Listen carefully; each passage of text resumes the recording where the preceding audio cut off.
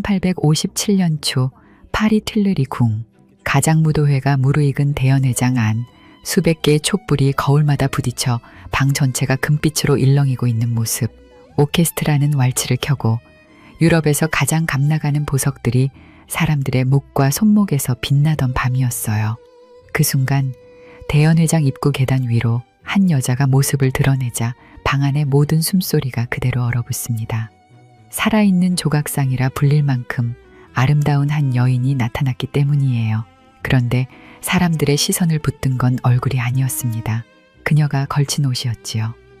살짝이라도 건들면 찢어질 듯 얇고 비치는 천, 그것도 코르셋 하나 없이 몸의 곡선이 촛불 아래 그대로 드러나는, 그 시대 기준으로는 거의 벗은 것이나 다름없는 차림으로 그녀가 그 자리에 서 있었거든요. 그녀의 상체를 아슬아슬하게 가리고 있는 건 딱 하나, 자그마한 하트 장식뿐이었어요.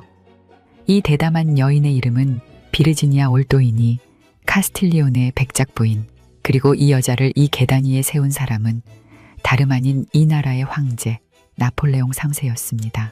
이 순간 연회장 반대편에선 황후 외제니가 그 모습을 지그시 바라보고 있었죠. 남편의 정부가 그가 보낸 초대장을 손에 쥐고 제 몸을 전시하듯 궁으로 걸어 들어오는 광경을 말이죠. 파티장의 군중들은 곁눈질로 황후의 표정을 보며 수군대기 시작합니다. 잠시 후 외제니는 서두르지 않고 다가가 그 하트 장식을 눈으로 쓱 훑고는 입가에 미소를 머금은 채 나직이 한마디를 건넸다고 해요. 백작 부인은 심장이 많이 아래쪽에 있으신가 봐요. 라며 말이죠. 그리고 얼마 지나지 않아 백작 부인은 조용히 집으로 돌려보내집니다. 지금 이 장면 어떻게 보이셨나요? 단순히 궁정 파티에서 벌어진 황후와 정부의 힘겨루기 같아 보이시나요? 사실 방금 본 그 짧은 한 장면 속엔 앞으로 펼쳐질 이야기가 통째로 압축되어 있습니다. 나폴레옹 3세와 그를 사이에 둔 두 여자, 한쪽은 그가 무슨 짓을 하고 다니는지 뻔히 알면서도 끝내 황후의 관을 내려놓지 않은 스페인 출신 절세 미녀, 다른 한쪽은 황제의 침대를 노리고 스파이로 보내진 이탈리아 출신 판무파탈. 황제는 과연 누굴 더 사랑했을까요? 저도 이게 궁금하긴 한데 오늘 이야기를 함께 하시다 보면 혹시 궁금한 게 살짝 바뀔 수도 있을 것 같아요. 누가 더 사랑받았느냐가 아니라 누가 끝까지 살아남았느냐로 말이죠. 이야기를 제대로 풀기 전에 잠시 시간을 파티가 열리기 이전으로 돌려보겠습니다. 그 밤이 있기 몇 해 전 두 여인 중 한 사람은 스페인 남부의 저택, 그리고 다른 한 사람은 이탈리아 피렌체의 대저택에 머물던 시절, 두 사람은 이때만 해도 자신들이 한 남자의 인생을 반으로 쪼개게 되리라곤 상상조차 못했을 거예요. 먼저 스페인 쪽부터 가볼까요? 외제니 드 몬티호, 1826년 스페인 그라나다에서 태어났습니다. 재미있는 건 출생 순간부터 예사롭지 않았다는 거예요. 그녀가 세상에 등장하던 날 하필 지진이 났고 산모는 정원에 급히 친 천막 안에서 아이를 낳았다고 전해집니다. 집안은 스페인 귀족이었어요. 여기서 먼저 흔한 오해를 하나 짚고 넘어가 보자면 외제니를 두고 몰락한 귀족 출신이라는 표현이 자주 붙는데 정확히는 몰락한 게 아닙니다. 그녀의 집안은 엄연한 명문 귀족이었어요. 다만 왕족이 아니었을 뿐이죠. 외제니는 자라면서 유럽에서 손꼽히는 미인으로 이름을 알리게 되죠. 티치아노 그림에서 튀어나온 듯한 붉은 기도는 머리칼과 푸른 눈, 그리고 무엇보다 말을 타면 남자들을 앞질러 사냥감에 제일 먼저 도달하는 대담한 승마 실력까지, 그녀가 파리에 등장했을 때 사교계의 모든 이들이 스페인 미녀에게서 눈을 떼지 못했습니다. 그런데 모두의 시선을 한 몸에 받던 이 여자에게도 정작 자기 마음만은 뜻대로 되지 않던 시절이 있었어요. 파리에 오기 훨씬 전 스페인에서 생활하던 당시 외제니의 집에는 세스토 공작이라는 귀족 청년이 자주 드나들었어요. 그는 외제니에게 다정하고 자상하기까지 한 남자였죠. 하지만 문제가 하나 있었는데 그 남자가 진짜로 보고 있던 사람이 외제니가 아니었다는 겁니다. 그의 마음은 외제니의 친언니 파카를 향하고 있었어요. 언니에게 가까이 가려고 동생에게 친절을 베풀었던 거죠. 그런데 외제니는 그의 친절과 자상함에 이미 마음을 내어준 상태였어요. 이후 자신의 마음이 짝사랑이라는 걸 깨달았을 때 어린 외제니가 받은 상처는 감당하기 어려웠고 그녀는 인을 탄 우유를 마시고 스스로 생을 끝내려는 시도까지 했다고 전해집니다. 기억해 두세요. 훗날 유럽에서 가장 뜨거운 구애를 받게 될 이 여자가 정작 첫사랑에게는 끝내 외면당한 사람이었다는 사실을 말이에요. 하지만 아이러니하게도 그녀는 얼마 지나지 않아 정반대의 상황에 놓이게 됩니다. 외제니가 스페인을 떠나 파리 사교계에 발을 들인 그 순간 수많은 사람들이 그녀에게서 눈을 떼지 못했다는 그 순간 말이에요. 그 수많은 시선 가운데 유독 한 남자가 그녀에게서 시선을 거두지 못합니다. 바로 프랑스의 새 주인 나폴레옹 3세였어요. 그리고 얼마 지나지 않아 두 사람은 성대한 결혼식을 올리며 외제니는 황후의 자리에 오르게 되지요. 그런데 여기서 궁금해지지 않으신가요? 명문가 출신이긴 하지만 왕족이 아닌 스페인 백작의 딸이 대체 어떻게 프랑스 황후의 자리까지 올라갔을까? 하고 말이에요. 사실 황제의 참모들은 이 결혼을 극구 반대했습니다. 명색이 프랑스 황제인데 유럽의 다른 왕가와 혼인을 맺어 정통성을 세워야지 왕족도 아닌 스페인 귀족 여자와 결혼한다니 그들이 보기엔 당연히 격이 맞지 않는 결합일 수밖에 없었어요.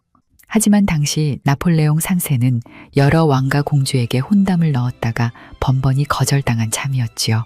벼락출세한 보나파르트 집안을 유럽의 오랜 왕가들이 은근히 깔봤던 겁니다. 그런데 여기서 그의 성격을 살짝 엿볼 수 있어요. 그는 참모들의 반대를 무시해버리거든요. 유럽 왕가들이 자길 깔보든 말든 나는 외제니와 결혼하겠다는 거였죠. 낭만적으로 들리시나요? 사실 여기엔 다른 해석도 있습니다. 황제가 그녀와 결혼하겠다고 고집하는 데는 외제니가 결혼 전까지 그에게 몸을 허락하지 않겠다고 한 이유가 포함이 되어 있다는 거죠. 그녀는 황제의 온갖 구애에도 선을 넘지 않았고 결국 그에게서 황후라는 타이틀을 얻어낼 수 있었다는 거예요.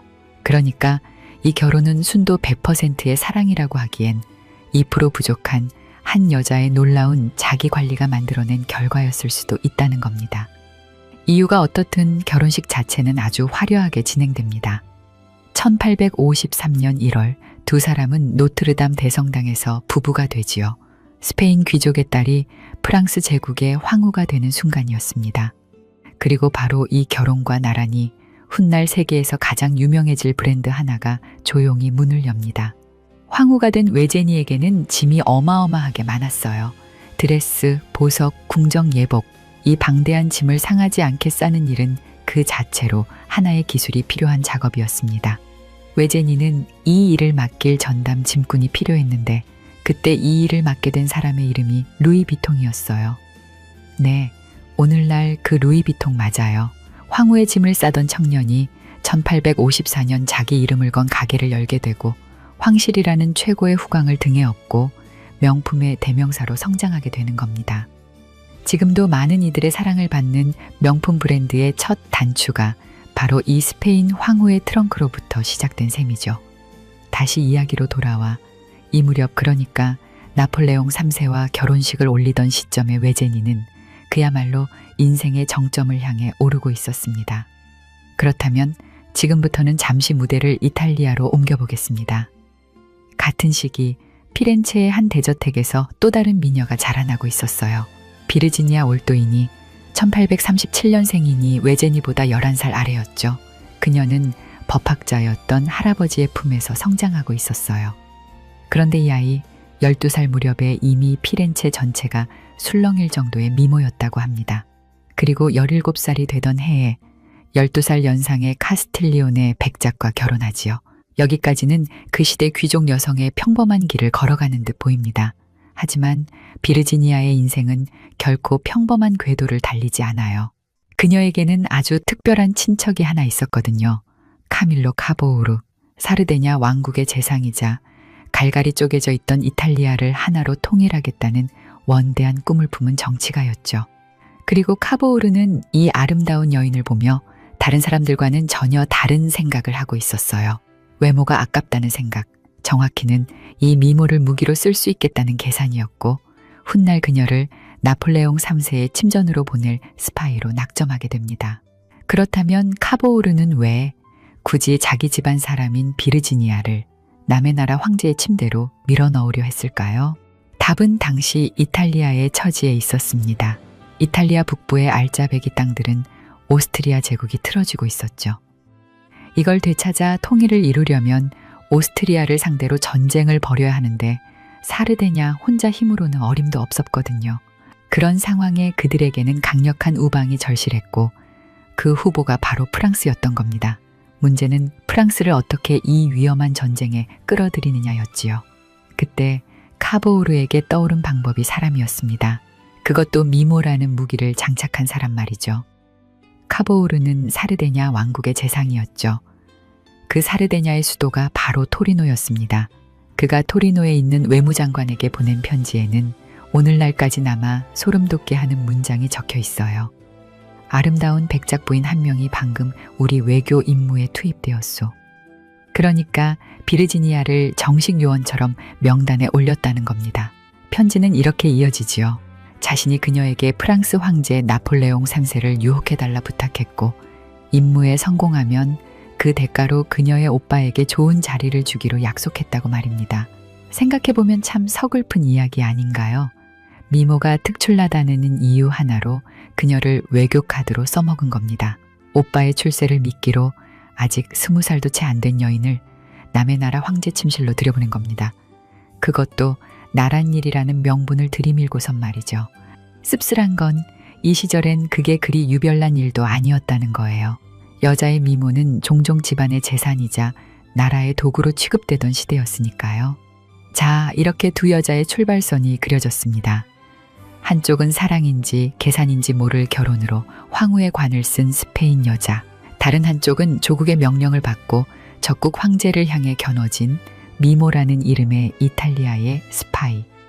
그리고 이 두 사람이 겨냥해야 할 표적은 한 남자 나폴레옹 3세였지요. 두 여자의 표적이 된 이 남자, 이쯤에서 그 사람이 대체 어떤 인물이었는지 잠시 들여다보겠습니다. 나폴레옹 3세. 이름부터 거창하죠. 유럽을 벌벌 떨게 했던 그 나폴레옹 보나파르트의 조카입니다. 하지만 삼촌의 후광만 보고 이 사람을 상상하면 곤란해요. 삼촌이 전장을 호령하던 영웅이었다면 조카는 결이 완전히 달랐거든요. 그의 젊은 시절은 한마디로 파란만장했습니다. 망명, 감옥, 탈옥 또 망명, 2번이나 쿠데타를 시도했다가 우스꽝스럽게 실패하고 도망친 전력까지 있을 정도로 말이죠. 유럽의 왕가들이 보나파르트 집안을 벼락출세한 촌뜨기 취급했다는 말 앞에 잠깐 언급되었죠. 이 남자의 젊은 날을 보면 그 시선이 아주 근거 없진 않았던 거예요. 그런데 이 파란만장한 인생에는 역사가 잘 조명하지 않는 한 여자가 있습니다. 해리엇 하워드, 영국 출신의 배우이자 상당한 재력가였던 여성이죠. 나폴레옹 3세가 아직 황제는커녕 미래가 불투명한 망명객 시절에 그의 곁을 지킨 사람이 바로 그녀였어요. 그리고 여기서 놀라운 사실이 하나 나옵니다.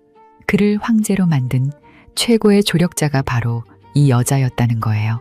그녀는 나폴레옹의 정부인과 동시에 가장 큰 투자자였던 거죠. 그가 진 빚을 여러 차례 대신 갚아주었고 무엇보다 1851년 그가 권력을 움켜쥔 쿠데타의 자금을 사실상 그녀가 지원했어요. 자기 재산을 그의 야망에 통째로 걸었던 겁니다. 그러니까 나폴레옹 3세를 황제의 자리에 앉을 수 있었던 건 어떤 의미에서는 해리엇의 돈 때문이었던 거죠. 그런데 그가 황제가 된 후 그녀는 어떻게 됐을까요? 해리엇 하워드는 밀려납니다. 나폴레옹 3세는 외제니와 결혼해야 했거든요. 왕좌에 오른 지 얼마 되지 않아 위로금과 함께 백작 부인 자귀를 쥐어주는 걸로 자신에게 왕관을 안겨준 그녀와의 관계를 마무리 지어버립니다.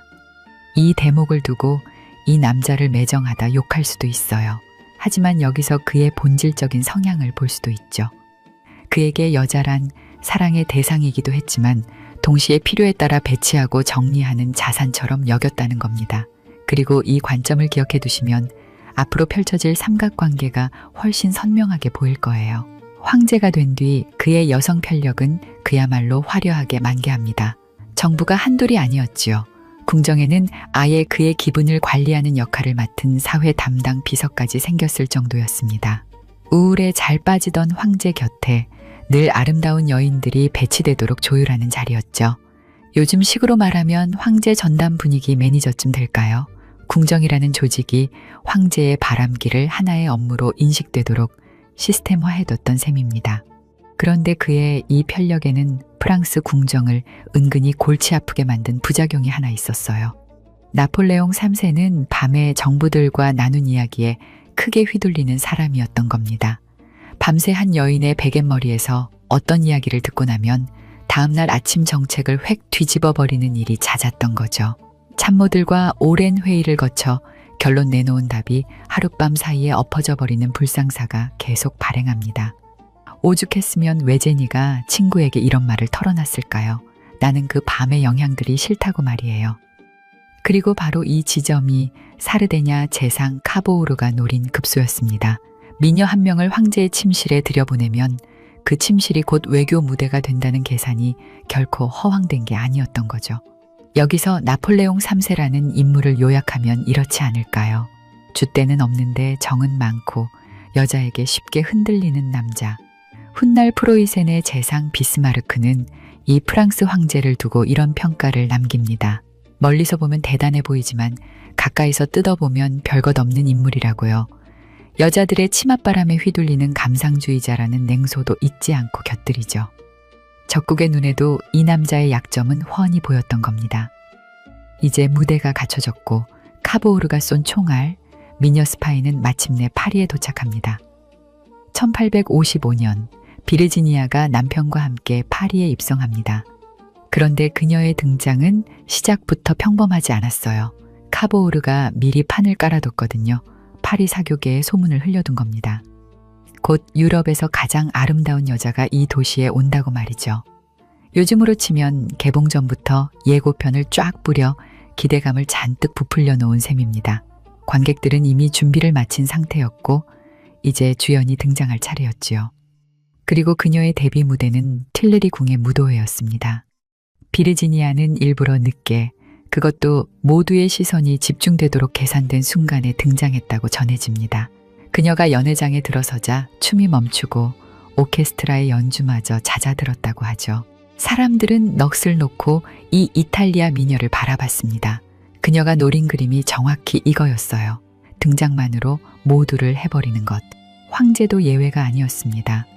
나폴레옹 3세는 그녀에게 다가가 춤을 청하고 두 사람의 관계는 바로 그 직후부터 시작됐다고 하죠.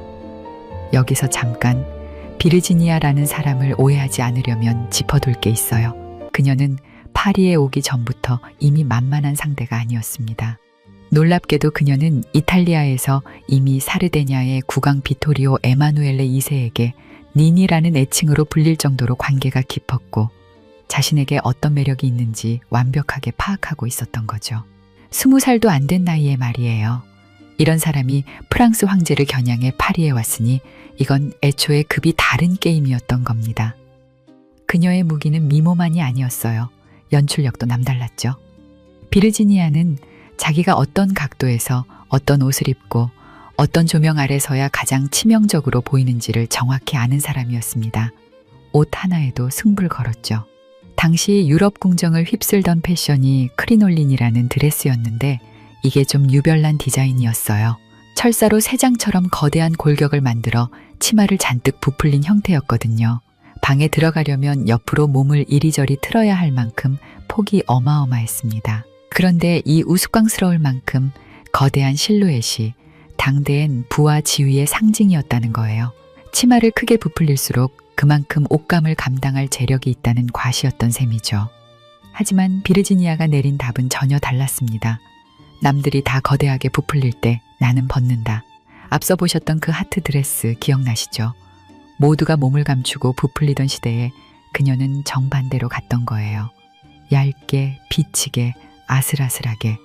이건 그냥 섹시하게 보이려는 단순한 의도가 아니라 철저하게 계산된 전략이었 겁니다.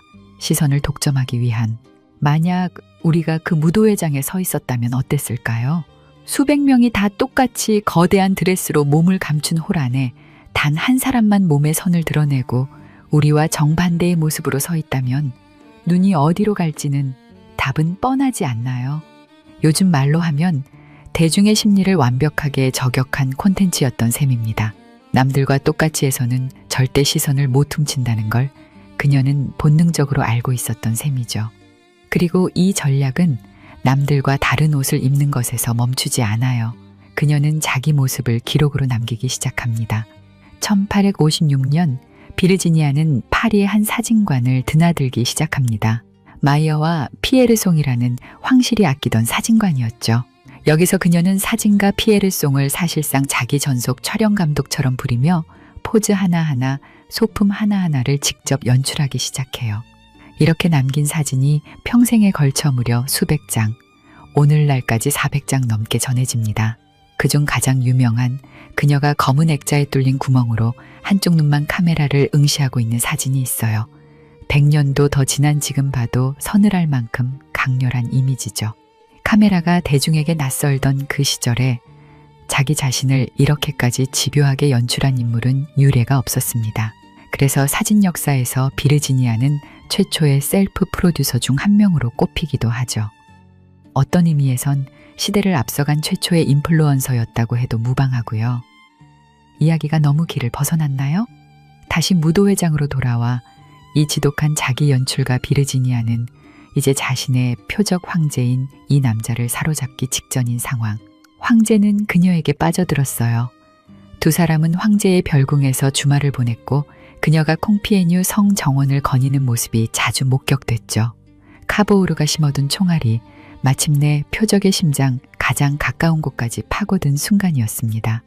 그리고 바로 그 절정의 무렵 이야기 시작에서 만났던 그 하트 드레스 사건이 터집니다. 황후의 궁에서 황후가 보는 앞에서 황제의 정부가 거의 벗은 것이나 다름없는 차림으로 등장한 그 밤, 외제니가 심장을 참 낮은 데 다셨다며 웃는 얼굴로 그녀를 돌려보냈던 그 장면 말이죠. 겉으로는 황후의 우아한 승리처럼 보입니다.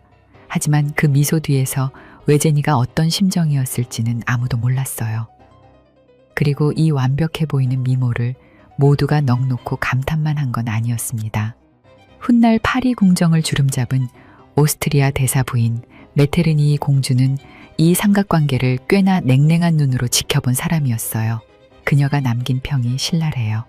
황후 외제니는 아름답긴 하나 황실의 여인다운 기품이 좀 부족하고 비르지니아는 살아있는 비너스 조각상 같긴 한데 영혼이 없어 보인다고요. 두 여자 모두에게 각각 흠집을 낸 셈이죠. 완벽한 조각상 같다는 찬사와 영혼이 없다는 비아냥이 한 문장에 붙어 있는 걸 보면 비르지니아의 미모가 사람들에게 어떤 감정을 불러일으켰는지 짐작이 가지 않으신가요? 그리고 외제니와 비르지니아 이 두 여인의 진짜 다툼은 사실 나폴레옹 3세의 눈길을 누가 가지느냐가 아닌 다른 곳에서 이미 시작되고 있었습니다. 침실이 아니라 유럽 지도 위에서 말이죠. 싸움의 한복판에 있었던 건 로마와 그 일대를 아우르던 교황령이라는 땅이었어요. 당시 로마는 교황이 직접 다스리는 영토였습니다. 그리고 이 땅을 둘러싸고 두 여자는 정확히 반대편에 서 있었죠. 먼저 외제니, 그녀는 뼛속까지 독실한 가톨릭 신자였습니다. 교황령은 그녀에게 단순한 땅이 아니라 신앙의 심장 같은 곳이었지요. 이 땅은 반드시 지켜져야 했고 교황은 보호받아야 했습니다. 그녀에게 이건 정치 이전의 신념의 문제였어요. 그리고 외제니의 이런 신념을 이해하려면 그녀가 평생 마음에 품고 산 한 여자를 먼저 알아야 합니다. 바로 마리 앙투아네트예요. 외제니는 혁명의 칼날에 쓰러진 이 비운의 왕비를 거의 숭배하다시피 했습니다. 그녀의 초상화를 모으고 유품과 가구를 곁에 두었으며 그 시대의 스타일로 즐겨 차려입기까지 했죠. 두 사람은 닮은 구석이 많았어요. 둘 다 외국에서 시집온 왕비였고 둘 다 백성들에게 미움받는 이방인 취급을 당했으니까요. 그런데 우연이었을까요? 그녀의 이 숭배가 얼마나 서늘한 복선이었는지 곧 드러나게 됩니다. 자기가 흠모하던 왕비처럼 외제니 역시 혁명의 소용돌이에 왕좌를 잃게 되거든요. 이번엔 비르지니아, 그리고 그녀를 보낸 카보우르의 입장을 한번 볼까요? 그들의 입장에서 보면 이탈리아를 하나로 통일하기 위해 반도 한가운데를 떡하니 가로막은 교황령을 그냥 둘 수가 없었습니다. 통일의 완성을 위해선 결국 이 땅을 손봐야 했던 거죠. 한쪽은 목숨 걸고 지키려 하고 다른 한쪽은 기어이 허물려 하는 땅, 그게 교황령이었어요. 황제의 침실을 사이에 두고 벌어진 두 여자의 갈등이 알고 보니 유럽 지도를 다시 그리는 문제와 맞물려 있었던 겁니다. 드레스 색깔이나 보석 개수로 다투는 수준이 아니었던 거죠. 한 여자는 신을, 다른 여자는 조국을 등에 업고 같은 남자를 사이에 두고 밀고 당겼습니다. 그리고 이 팽팽한 대치에 결정적인 불을 붙인 사건이 하나 터집니다. 1858년 1월의 밤이었어요. 황제 부부가 마차를 타고 오페라 극장으로 향하던 길, 갑자기 폭탄 세 발이 마차를 향해 날아듭니다. 굉음과 함께 사건 현장은 아수라장이 됐죠. 주변 사람들이 죽거나 다쳤고 마차도 크게 부서졌습니다. 그런데 기적처럼 황제와 황후는 큰 부상 없이 살아남았어요. 범인은 펠리체 오르시니 이탈리아의 열혈 민족주의자였습니다. 그는 왜 프랑스 황제를 죽이려 했을까요? 황당하게도 나폴레옹 3세가 이탈리아 통일을 돕지 않는다는 것, 그게 이 사건을 벌인 이유였지요. 그런데 여기서 소름 돋는 반전이 일어납니다. 자신을 죽이려 한 남자의 입에서 나온 이 이유 때문에 나폴레옹 3세가 오히려 이탈리아를 돕기로 마음을 굳혔다는 거예요. 어떻게 이런 일이 가능했을까요? 오르시니는 감옥에서 황제에게 편지를 씁니다. 이탈리아를 해방시켜달라는 절절한 호소였지요. 이 편지가 공개되자 프랑스 여론이 술렁이고 황제 자신도 크게 흔들립니다. 죽음의 문턱까지 간 그 밤이 역설적으로 그의 마음을 이탈리아 쪽으로 돌려놓은 거죠. 암살자가 폭탄 대신 편지로 목적을 이룬 셈이에요. 그리고 이 사건 직후 물밑에서 은밀한 거래가 진행됩니다. 1858년 여름 프랑스의 작은 온천마을 플롬비에르, 나폴레옹 3세와 카보우르가 참모들 몰래 비밀리에 만납니다. 여기서 두 사람은 밀약을 맺어요. 오스트리아가 전쟁을 걸어오면 프랑스가 사르데냐 편에 서서 함께 싸운다. 그 대가로 사르데냐는 사보이아와 니스, 이 두 알짜배기 땅을 프랑스에 넘긴다. 땅을 주고 군대를 받는 거래. 니스가 지금 프랑스 땅인 이유가 바로 이 밀약에서 시작된 거예요. 오늘날 수많은 관광객이 찾는 그 푸른 해변의 도시가 원래는 이탈리아 통일을 위해 지불된 대가였던 겁니다. 프랑스 남부로 휴가 가시는 분들, 니스 해변에 서게 되면 한 번쯤 떠올려 보셔도 좋겠네요.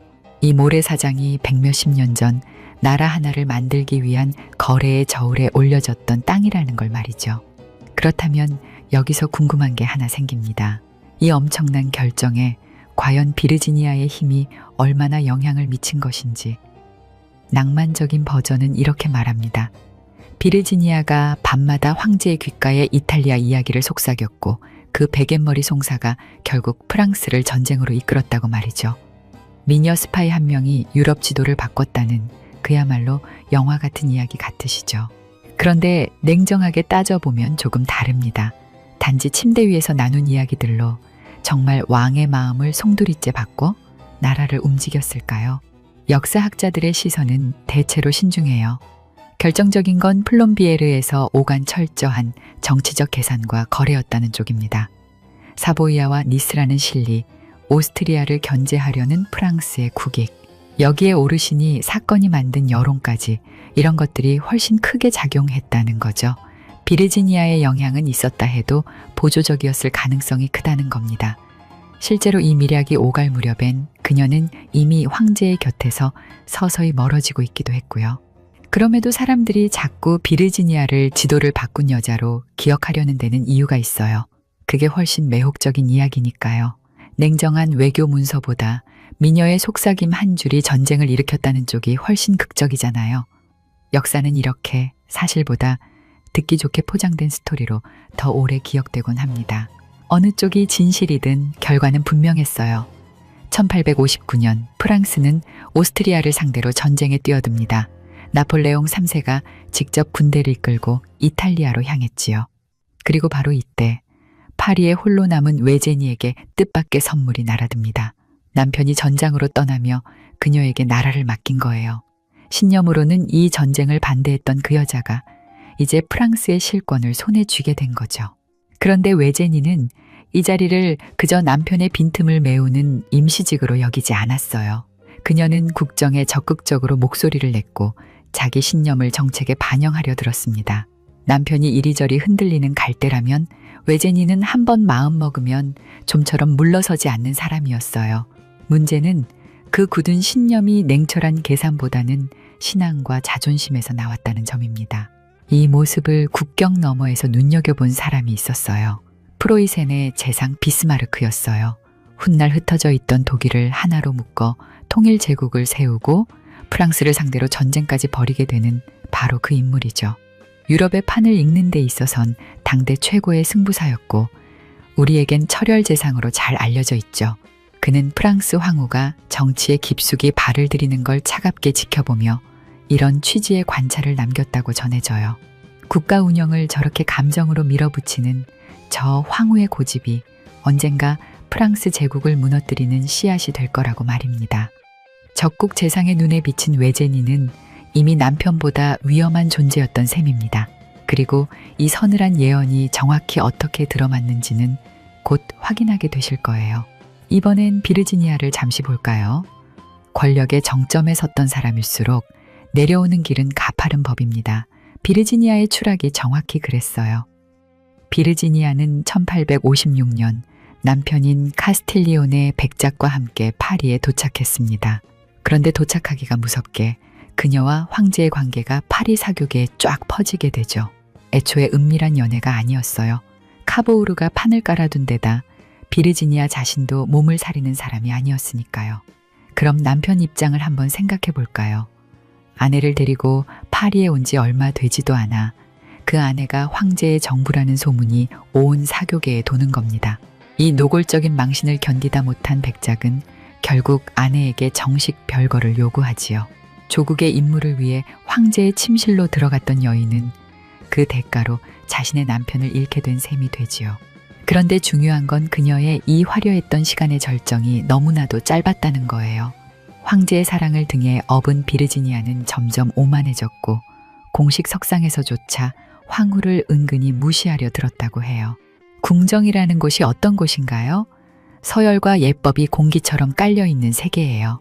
그런 곳에서 정부 신분으로 황후를 얕본다는 건 스스로 제 발밑을 파는 일이었습니다. 더군다나 황제 역시 그녀에게 슬슬 지쳐가고 있었어요. 통제되지 않는 여자만큼 권력자를 피곤하게 하는 존재도 없거든요. 사랑이 식은 자리에 권태가 들어찼고 나폴레옹 3세는 결국 그녀에게서 마음을 거둡니다. 결국 스캔들의 중심이던 비르지니아는 서서히 파리 사교계 바깥으로 밀려나며 1857년 무렵 그녀는 이탈리아로 돌아가야 했어요. 한때 뛰어난 미모와 취향을 선보이며 모든 이의 시선을 사로잡았던 여인이 1여 년 만에 무대 밖으로 사라진 겁니다. 하지만 비르지니아가 이렇게 밀려났다고 해서 황후 외제니의 시련이 끝난 건 절대 아니었어요. 비르지니아는 나폴레옹 3세를 거쳐 간 수많은 여자들 중 하나였을 뿐이거든요. 가장 화려하고 유명했을 뿐 유일한 상대는 결코 아니었습니다. 한 명이 떠나면 또 한 명이 나타났어요.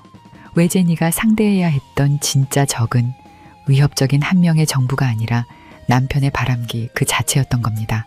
두더지 잡기 게임 같달까요? 하나를 눌러봤자 또 다른 데서 튀어나오는. 그리고 그 두더지 중 가장 지독한 한 명이 비르지니아가 떠난 뒤에 등장합니다. 이름은 마르그리트 벨랑제.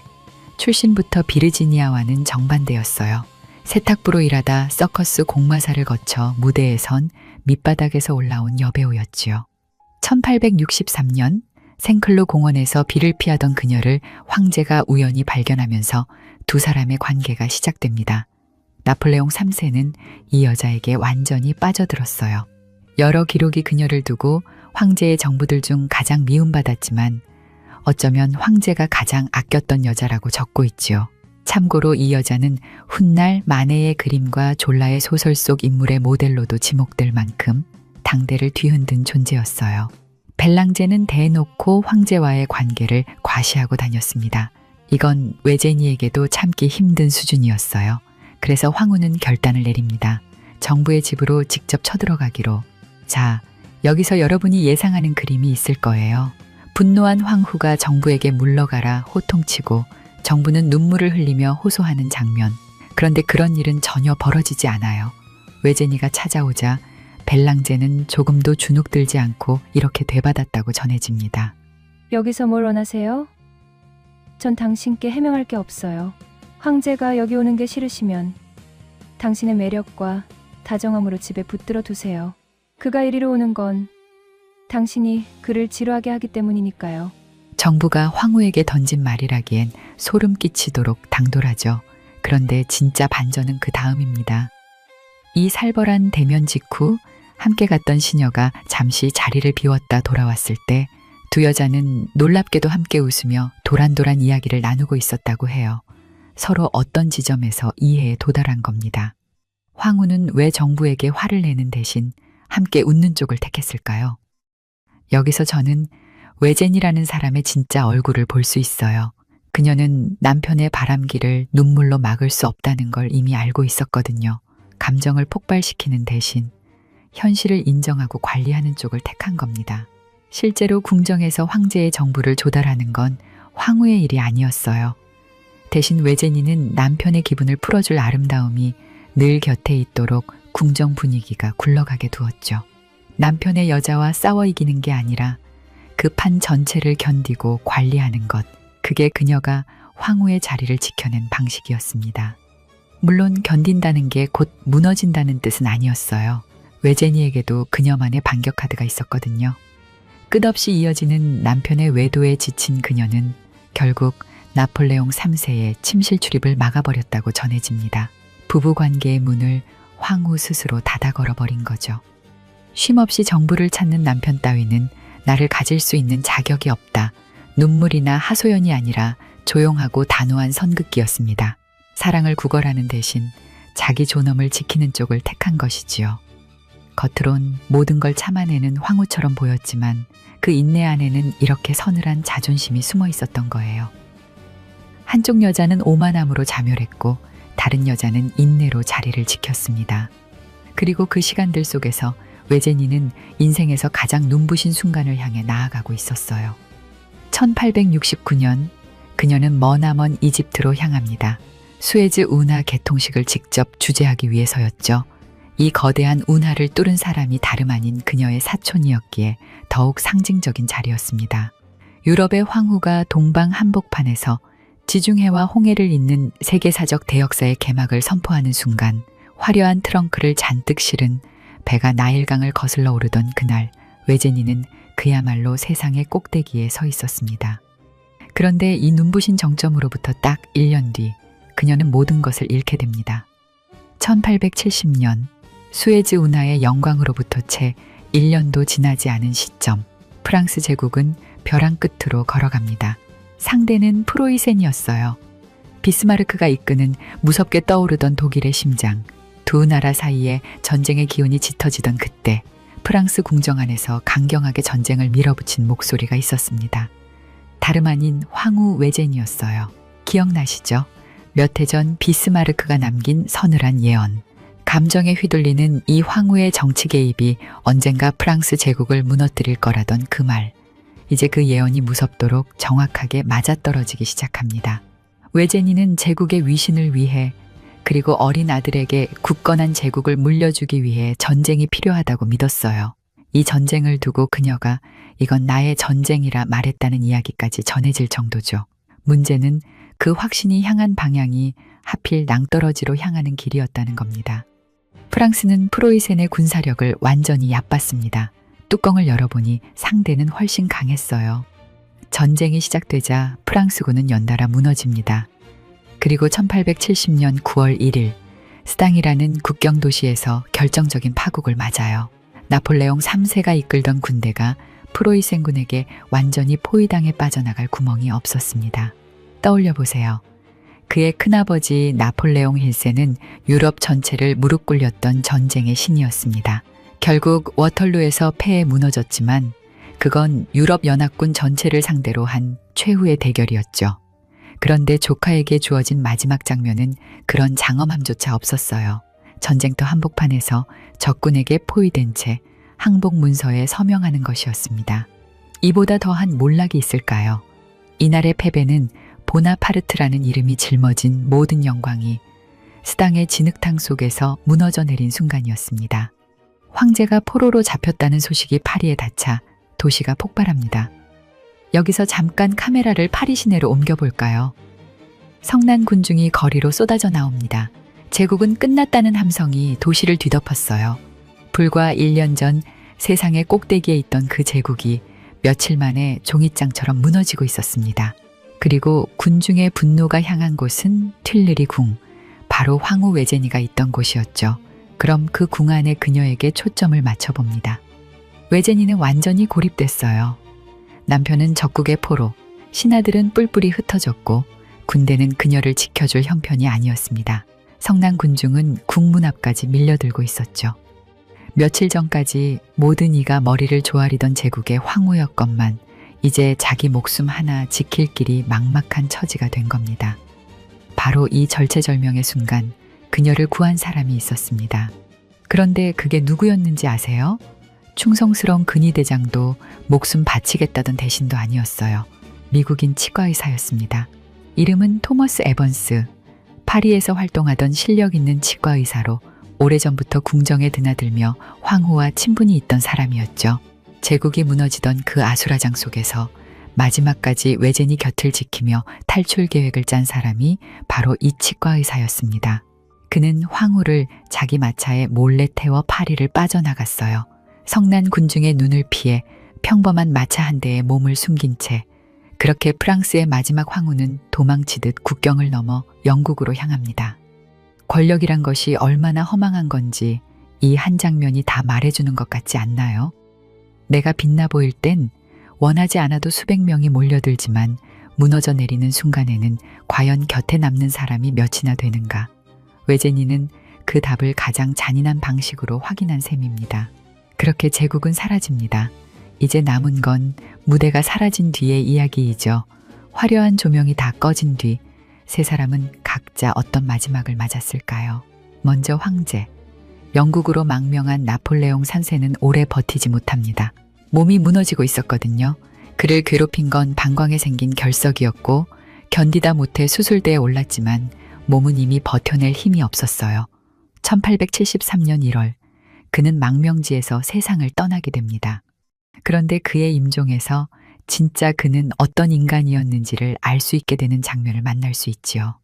수많은 여자를 곁에 두었던 남자, 스파이도 여배우도 후원자도 거쳐간 그 남자의 마지막 순간을 지킨 건 결국 아내 외제니였어요. 하지만 그가 남긴 마지막 말은 그의 아내에게도 그의 삶 속 수많은 여인들 중 누군가에게로 향한 것도 아니었습니다.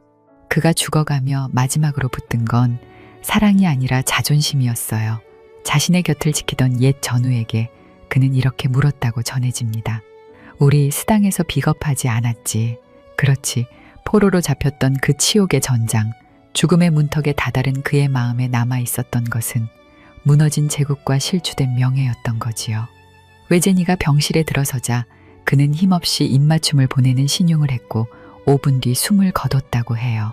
평생 사랑을 쫓았다던 남자의 마지막 화두가 결국 사랑이 아니었다는 것. 어쩌면 이 장면이 나폴레옹 3세라는 사람을 가장 정확하게 말해주는 것 같다는 생각. 혹시 저만의 생각일까요? 이제 사라져버린 여자, 비르지니아 차례입니다. 파티장의 계단 위에서 모든 사람들의 시선을 훔치던 그 미녀는 과연 어떤 노년을 보내게 되었을까요? 답은 어둠이었습니다. 나이가 들며 그 눈부시던 미모가 저물자 그녀는 자기 모습을 마주하는 걸 견디지 못하게 됩니다. 파리방동 광장의 아파트에 틀어박힌 그녀는 집안의 모든 거울을 검은 천으로 덮어버리죠. 벽도 천장도 덧창도 온통 검게 칠해버린 채 대낮에도 밖에 나가지 않았고 어쩌다 하는 유일한 외출은 캄캄한 밤에 개를 데리고 산책을 시키는 것뿐이었습니다. 한때 세상이 자기 얼굴을 봐주길 원했던 여자가 이제는 자기 얼굴을 그 누구도 심지어 자기 자신조차 보지 못하게 만든 거예요. 그녀가 남긴 편지엔 이런 구절이 있습니다. 사람을 알수록 개를 더 사랑하게 된다고. 그리고 1899년 비르지니아는 파리에서 쓸쓸히 눈을 감습니다. 여기서 재미있는 반전은 그녀가 평생 집요하게 남겼던 사진 수백 장과 수많은 편지가 오늘날까지 전해지고 있다는 사실이에요. 스스로를 지우기는커녕 그녀는 자기 손으로 자기 역사를 가장 확실하게 남기고 세상을 떠난 거예요. 그리고 마지막으로 남은 그녀 외제니. 이야기의 시작에서 제가 이런 말을 했었죠. 이건 누가 사랑받았느냐가 아니라 누가 끝까지 남았느냐의 이야기로 끝날지도 모르겠다고. 그 답이 지금부터입니다. 남편을 먼저 보낸 외제니에게 운명은 그녀의 편이 아니었어요. 하나뿐인 아들, 제국의 마지막 희망이던 황태자마저 1879년 머나먼 아프리카 땅에서 전사하거든요. 남편도 아들도 제국도 모두 잃어버린 여자. 이제 그녀에게 남은 건 텅 빈 세월뿐이었습니다. 이후 외제니는 영국의 남편과 아들을 위한 수도원을 짓고 그곳에 두 사람을 잠들게 하지요. 그리고 자신은 1920년까지 94의 나이로 세상을 떠날 때까지 긴 세월을 홀로 살아가게 됩니다. 남편이 죽고도 47년을 더 산 거예요. 계단 위의 스파이가 무대에서 사라지고 화려한 정부들이 하나씩 지워져 갔지요. 황제가 눈을 감고 제국이 무너졌어요. 하지만 세상이 두 번은 바뀔 만큼의 세월이 흐르는 동안 그 모든 걸 두 눈으로 지켜보며 외제니는 끝까지 남아 있었습니다. 자, 그렇다면 오늘 이야기의 궁금증, 나폴레옹 3세는 진짜 누구를 사랑했던 걸까요? 솔직히 말하면 저는 이 질문에 깔끔한 답이 없다고 봅니다. 정부가 수십 명이던 남자에게 단 하나의 진짜 사랑을 묻는 것 자체가 어쩌면 억지일지도 모르고요. 그는 사랑도 조국도 정보망도 저울 위에 함께 올려놓고 재던 사람이었으니까요. 그러니 어쩌면 질문을 이렇게 바꿔야 할지도 몰라요. 누가 그를 가장 오래 견뎠는가? 답은 이미 알고 계시죠? 하지만 저 질문에 대한 아쉬움이 남는 건 어쩔 수 없는 것 같아요. 여러분이 생각하는 나폴레옹 3세의 진짜 사랑은 누구였나요? 화려한 스파이였을까요? 아니면 끝까지 남은 황후였을까요? 너무 궁금합니다. 댓글로 살짝 남겨주세요. 혹시라도 호기심 사록에서 만나보고 싶은 역사 속 인물이나 사건이 있으시다면 꼭 알려주시고요. 함께 해주셔서 감사합니다. 지금까지 호기심 사록이었습니다.